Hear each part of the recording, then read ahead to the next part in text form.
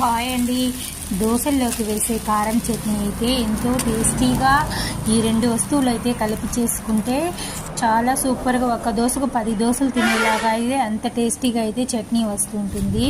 ఫస్ట్లో అయితే పెద్ద టమోటాలు అయితే ఒక 2-3 అయితే తీసుకున్నాను. అల్లం అయితే ఒక చెంచాడు అంత తీసుకొని అల్లం అయితే కట్ చేసి పెట్టుకొని, పచ్చిమిర్చి అయితే పండుమిర్చి ఉంటే వేసుకోవచ్చు, లేకపోతే పచ్చిమిర్చి అయితే ఒక 6-7 తీసుకొని, పెద్ద ఉల్లిపాయలు అయితే ఒక 2 పెద్ద ఉల్లిగడ్డలు అయితే 2 తీసుకొని, ఆనియన్ కట్ చేసుకొని, అది తెల్లగడ్డ అయితే ఒక గడ్డ చిన్న గడ్డ అయితే ఒకటి తీసుకున్నాను. ఇవన్నీ బాగా కట్ చేసి పెట్టుకొని దీనికి టేస్ట్ ఇచ్చేదానికైతే ఒక కట్టలో ఒక పిడికెడంతా పుదీనా లైట్గా అయితే తీసుకొని వాష్ చేసి అయితే దీంట్లో పెట్టుకోవాలి. అల్లం కూడా వాష్ చేసి కట్ చేసి అన్నీ రెడీగా పెట్టుకున్నాక ఇప్పుడైతే ఆయిల్ వచ్చి ఈ గంటతో 2 గరిటెలు అయితే వేసుకుంటే ఆయిల్లోనే మొత్తం చట్నీ మాడకుండా ఫ్రై అవ్వాలి. టమాటాలంతా ఆయిల్ వేడెక్కినాకైతే ఈ టమాటాలు, పచ్చిమిర్చి, అల్లము, పుదీనా అంతా అయితే ఆయిల్లో వేసేసి బాగా అయితే ఫ్రై చేసుకుంటే ఇది ఆయిల్లోనే బాగా బాయిల్ అవ్వాలి.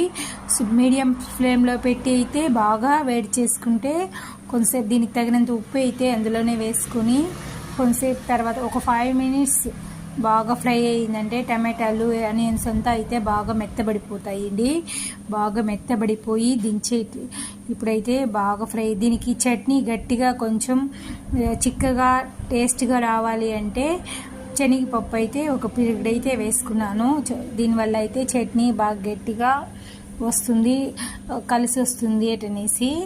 ఇప్పుడైతే బాగా ఫ్రై అయిపోయినాక మనం చట్నీ దించేటప్పుడు ఆఫ్ చేసేటప్పుడు అయితే కారపొడి అయితే 1 స్పూన్ అయితే వేసుకోవాలండి. కారపొడి వేసుకుంటే చట్నీకి కలర్ వస్తుంది, టేస్ట్ వస్తుంది. మనం వేయించేటప్పుడే పసుపు కూడా అయితే దీంట్లో అయితే వేసుకొని వేయించుకోవాలి.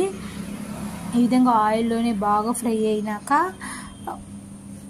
బాగా వేయించేసినాక కారపొడి వేసుకొని దాన్ని ఆఫ్ చేసేసి బాగా చల్లబడిన తర్వాత మిక్సీలో అయితే కారపొడి వేసి మిక్సీ పట్టుకుంటే ఎంతో టేస్టీ అయిన కార చట్నీ వస్తుంది. దీంట్లో పుదీనా, అల్లం వేయడం వల్ల ఈ చట్నీకి టేస్ట్ అయితే మారిపోతూ ఉంటుంది.